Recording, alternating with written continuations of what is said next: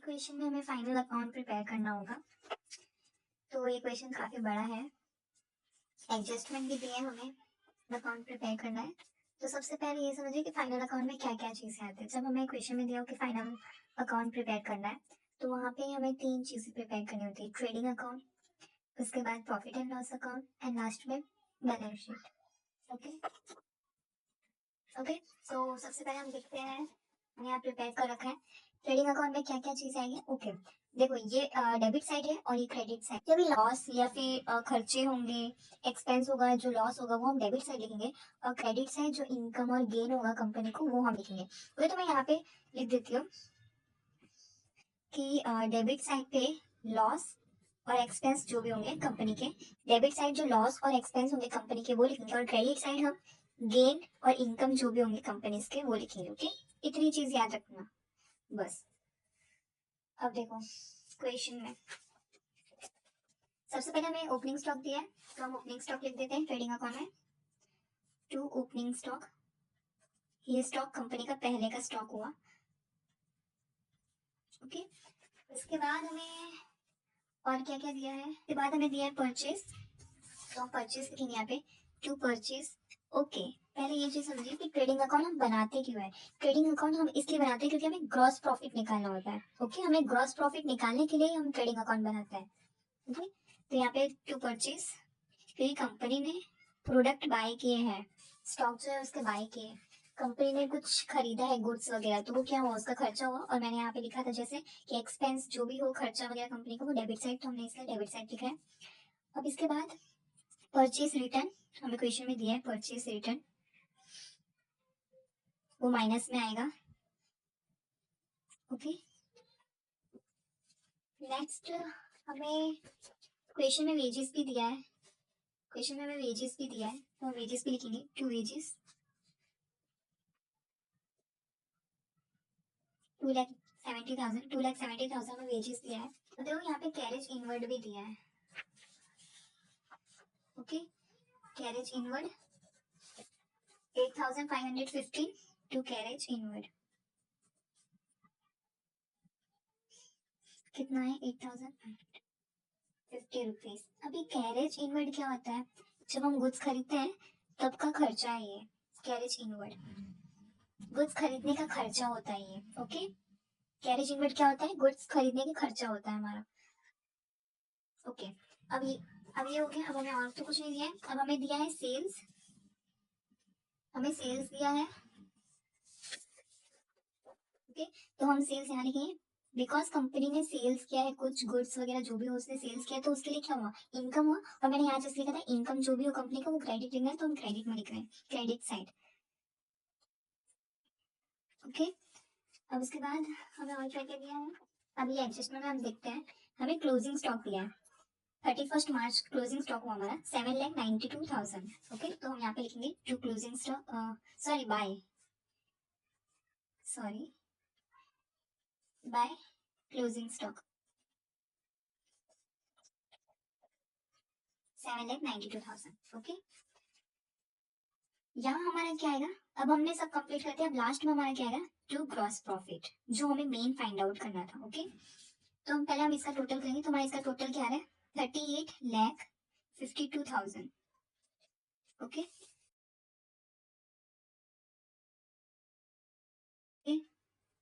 अब देखिए इस अमाउंट में से टोटल करो, यहाँ का टोटल करो, यहाँ का टोटल करो सब चीज। हमें इधर का टोटल करेंगे तो हमारे यहाँ का टोटल कितना आ रहा है, यहाँ का टोटल हमारा आएगा 3,068,550 माइनस हम ये करेंगे टोटल जितना भी है हमारा, तो हमारा आएगा यहाँ का डिफरेंस 7,93,450। ओके, तो ग्रॉस प्रॉफिट कब, एकदम लास्ट में फाइंड आउट करना, जो भी डिफरेंस होगा वो हमारा ग्रॉस प्रॉफिट होगा। ओके, तो ये जो ग्रॉस प्रॉफिट हमने फाइंड आउट किया वो हमें पीएनएल अकाउंट में ट्रांसफर करना है यहाँ पे। ओके, बाय ग्रॉस प्रॉफिट कितना था, 7,93,450। ओके, अब वो क्वेश्चन हम देखते हैं, हमें सैलरीज दी है 67,500। अब देखो यहाँ पे यहाँ पे एक क्वेश्चन होता है कि हमने ये सैलरी ट्रेडिंग अकाउंट में क्यों नहीं लिखा और प्रॉफिट एंड लॉस में हम क्यों लिख रहे हैं। तो एक चीज समझने की ये चीज है, यहाँ पे हम वही चीज लिखते हैं जो हमारे लिए डायरेक्ट एक्सपेंस है। Okay, direct expense. और प्रॉफिट एंड लॉस अकाउंट में हम क्या लिखते हैं, इनडायरेक्ट एक्सपेंसेस। अब डायरेक्ट एक्सपेंसेस क्या है, इनडायरेक्ट एक्सपेंसेस क्या है। डायरेक्ट एक्सपेंसेस वो एक्सपेंसेस होते हैं जो हमें प्रोडक्ट बनाने के टाइम पे लगे हैं। और ये खर्चे डायरेक्ट रिलेट करते हैं प्रोडक्ट से। ओके, प्रोडक्ट बनाने के खर्चे।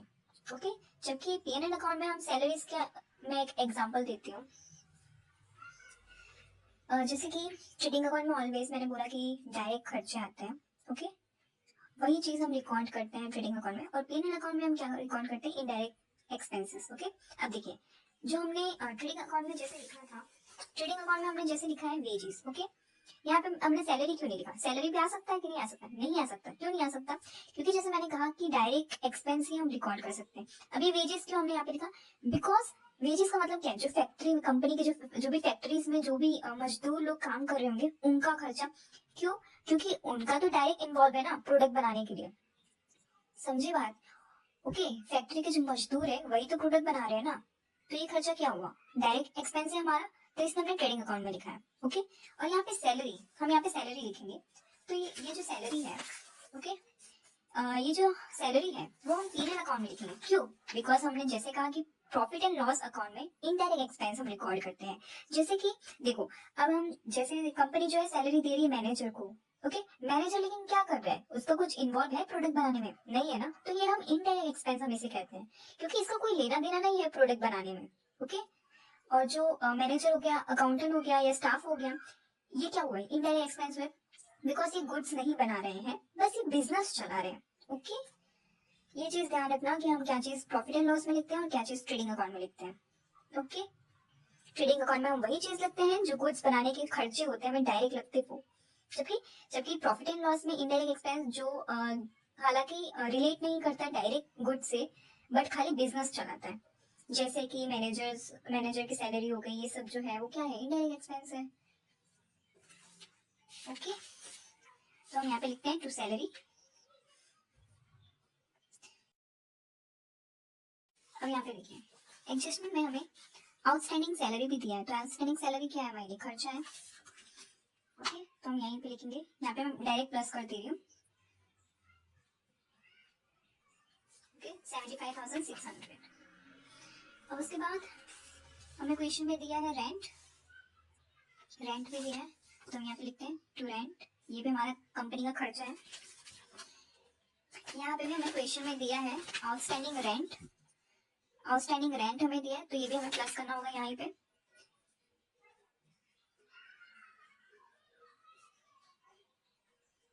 ओके, ये 36,000 तो हमें क्वेश्चन में दिया था।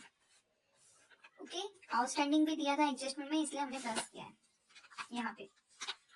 अब उसके बाद हमें दिया है सन्ड्री एक्सपेंस, हमें दिया है, देखो एक्सपेंस दिया है हमें, तो एक्सपेंस जैसे मैंने कहा था डेबिट साइड ऑलवेज। ओके, 63,450। अब देखो, जैसे एक चीज यहाँ पे ये है, हमने आउटस्टैंडिंग लिखा तो सही, लेकिन एक चीज यहाँ पे ये है, जब भी एडजस्टमेंट में तो याद रखना कि इसकी दो एंट्री होती है। ओके, यहाँ पे हमने एक एंट्री लिखी, बट दूसरी एंट्री भी होती है। ओके, यहाँ पे जितनी भी सारी चीजें दी हैं एडजस्टमेंट में, इसकी दो एंट्री होती है ऑलवेज। ठीक है, तो एक एंट्री तो हमने यहाँ पे की आउटस्टैंडिंग की, दूसरी एंट्री हमारे बैलेंस शीट में जाएगी। ओके, तो बैलेंस शीट में हम लिखते हैं outstanding salary, outstanding rent. Okay, 72,000 हो गया यहाँ तक क्लियर। एडजस्टमेंट में जो भी दिया हो उसकी दो एंट्री होती है, इसलिए हमने यहाँ पे बैलेंस शीट में लिखा है। ओके, तो अब क्वेश्चन में जैसे हम आगे चलते हैं, क्वेश्चन में हमें दिया है प्रोविजन ऑफ डाउटफुल डेब्ट 4,590, वो हम यहाँ पे लिखेंगे बिकॉज कंपनी का लॉस है ये। टू प्रोविजन फॉर, ओके, यहाँ हमने एक एंट्री लिख दी है, दूसरी एंट्री हमारी बैलेंस शीट में यहाँ पे। ओके,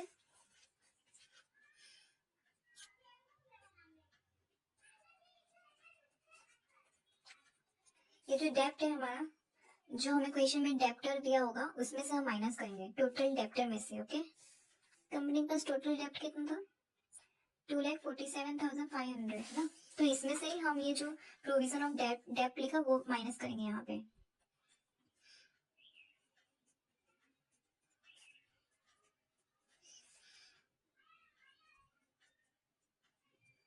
ओके, ये हमने दूसरी एंट्री कर ली है ना, डेप्टर में से इतना माइनस। ये फर्नीचर का 18%, प्लांट एंड मशीनरी का 14%, फर्नीचर का 18%, तो हम करते हैं यहाँ पे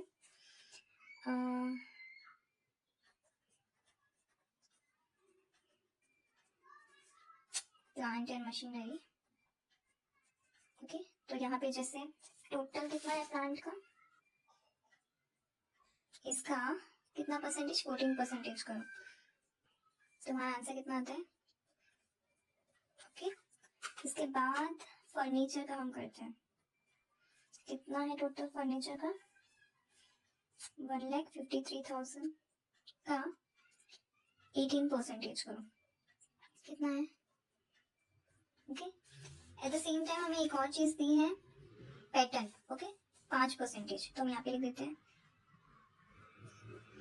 पैटर्न का टोटल हमें क्वेश्चन में दिया है 3,200 का 5% करेंगे तो कितना आएगा, 2,160।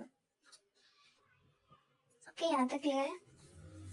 अब नेक्स्ट, फिर यहाँ का जो हमने डेप्रिसिएशन किया उसकी सेकंड एंट्री मान देनी पड़ेगी, बिकॉज क्वेश्चन में जैसे मैंने आपको बताया था कि अगर एडजस्टमेंट में कुछ चीज दिया है हमें तो उसकी 2 एंट्री होती है, तो हम इसकी एंट्री बैलेंस शीट में करेंगे। ओके, तो बैलेंस शीट में करते हैं प्लांट,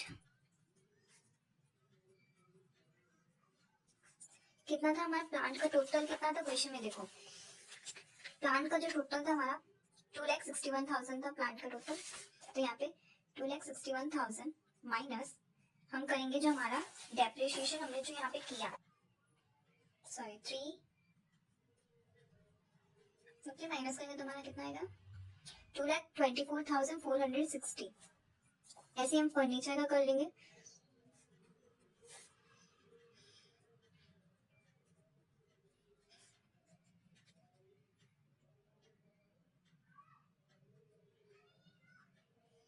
ओके, ये 1,25,460 है। ओके, उसके बाद पैटर्न का हमने भी सेम फाइंड आउट किया था जैसे,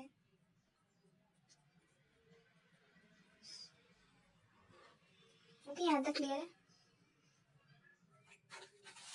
तो क्वेश्चन में हमने ये जो क्लोजिंग स्टॉक था जो हमने स्टार्टिंग में लिखा था, कहाँ गया ये जो क्लोजिंग स्टॉक था हमने जो स्टार्टिंग में लिखा था, इसकी सेकंड एंट्री हम करना भूल गए, तो सेकंड एंट्री यहाँ पे आएगी क्लोजिंग स्टॉक।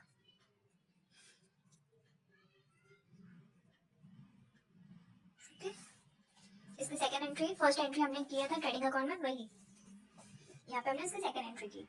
ओके, अब यहाँ पे ध्यान दीजिए डिस्काउंट, हमें ये चीज भी ध्यान रखनी है कि ये डेबिट साइड है या क्रेडिट साइड है। ओके, तो जो डिस्काउंट है वो क्रेडिट साइड है, इसका मतलब क्या है, क्रेडिट साइड है, और मैंने कहा था जो क्रेडिट साइड है वही चीज देखते हैं जो कंपनी गेन करती है या उसका इनकम होता है तभी। ओके, तो यहाँ पे कंपनी ने जो डिस्काउंट दिखाया है वो क्रेडिट साइड है, इट मीन्स कि उसने अर्न किया होगा या रिसीव किया होगा।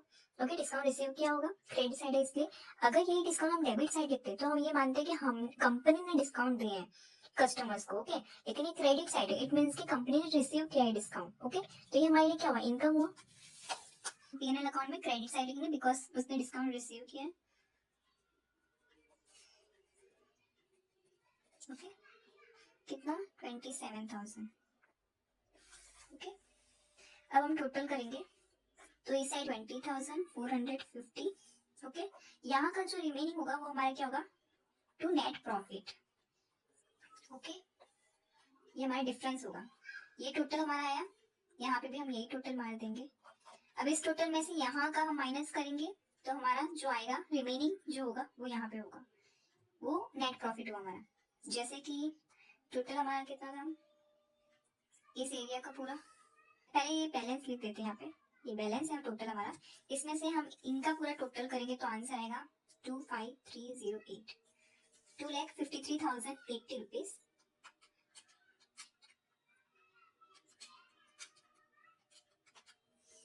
तो हमारा कितना आएगा, 5,67,370, हमारा क्या हुआ नेट प्रॉफिट। ओके, ये रिमेनिंग जो था हमारा नेट प्रॉफिट हुआ। अब हम बैलेंस शीट पे चलते हैं। ओके, अब बैलेंस शीट में हमारा जो रिमेनिंग चीजें हैं वो हम लिखेंगे। जैसे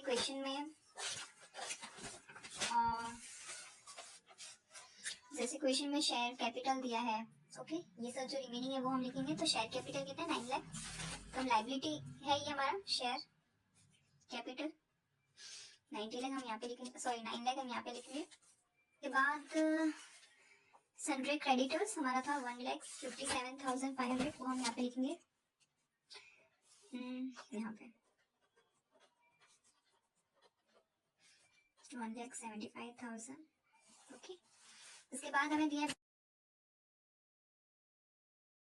पेबल 63,000 बैंक दिया है, तो हम यहाँ पे लिख देते हैं cash at bank. Bill receivable भी दिया है हमें 45,000 क्वेश्चन में। तो अब देखिए यहाँ पे हमें मैनेजरियल रेम्यूनरेशन दिया है, ओके। क्या दिया है, मैनेजरियल रेम्यूनरेशन। इसका मतलब ये होता है कि कंपनी जो है अपने टॉप मैनेजर को क्या देती है, सैलरी पे करती है या फिर कमीशन या फिर बोनस ये सब देती है, उसे हम कहते हैं मैनेजरियल रेम्यूनरेशन, ओके। तो अब इसने क्या कहा है, नेट प्रॉफिट पे। तो हमने देखिए गाइस, हमने नेट प्रॉफिट आगे फाइंड आउट किया है, उस पर 10% चाहिए उसे प्रॉफिट, इसी पे उसे 10% चाहिए, ओके। तो हम लिखते हैं डेबिट साइड लिखेंगे, बिकॉज कंपनी क्या करेगी, पे करेगी ना सैलरीज कमीशन जो भी है, इसलिए वो क्या हुआ, उसकी लाइबिलिटी हुई।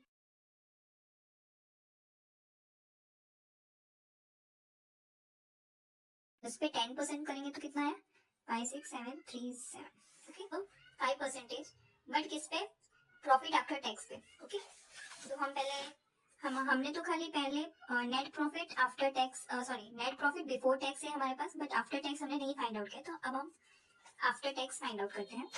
तो जैसे नेट प्रॉफिट ये हमारा बिफोर टैक्स था, कितना था, जो हमने फाइंड आउट किया ये हमारा बिफोर टैक्स है। तो यहाँ पे लिखिए बिफोर टैक्स माइनस जो हमने मैनेजर सैलरी दी वो हम माइनस करेंगे यहाँ पे, ओके। टोटल कितना आया यहाँ पे 5,10,633, ओके। ये हमने यहाँ पे 10% किया था ना, याद है ना ऊपर, okay.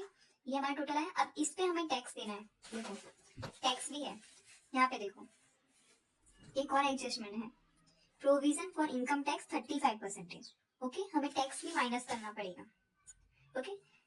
Tax provision for tax, okay. तो ये जो हमारा आया इसमें से ही हम 35% टैक्स करेंगे,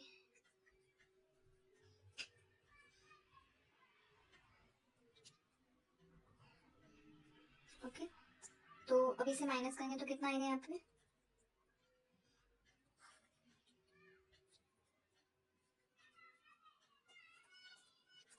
अब ये हमारा क्या आया, नेट प्रॉफिट आफ्टर टैक्स कितना आया हमारा 3,31,911 रुपीज, ओके। ये हमारा क्या हुआ, नेट प्रॉफिट आफ्टर टैक्स। ये कैसे आया, ये जो हमने सैलरीज दी थी वो हमने माइनस की, उसके बाद प्रोविजन फॉर टैक्सेस ये जो हमारा टोटल आया था इसी पे 35% किया, तो हमारा ये आंसर आया 1,78,722 रुपीज। और ये सबको माइनस करके हमारा आ गया net profit after tax, okay.